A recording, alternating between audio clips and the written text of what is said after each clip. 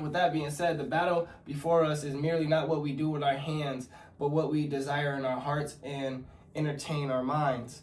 What we behold, we begin to crave, and what we crave, we eventually serve. So that's why this week in prayer, in subjugation and fasting, we're going to break those codes, break those cravings, and break what we serve, and know that we should only crave the Lord, behold his will, his wonderness, and his glory that he did on this earth, and serve him.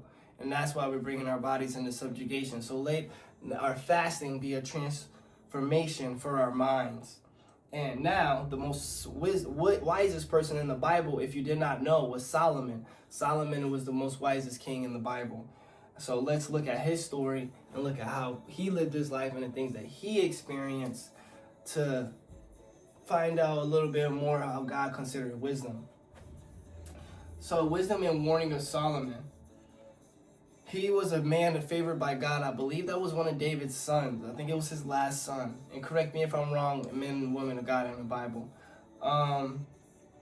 He was favored by God, a king who did not ask for riches, fame, or victory over enemy. He asked for wisdom.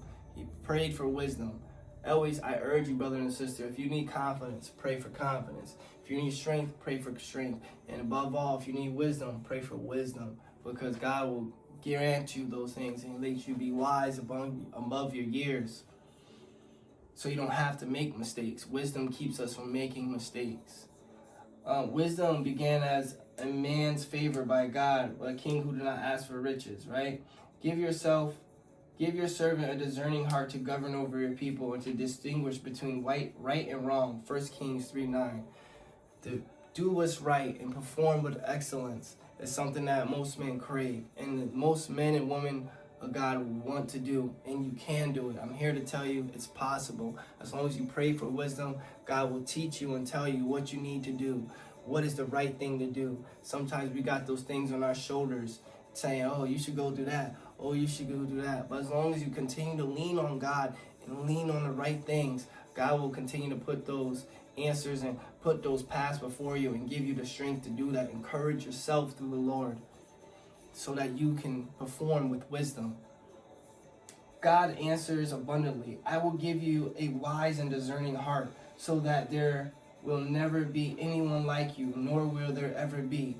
1 King 3:12.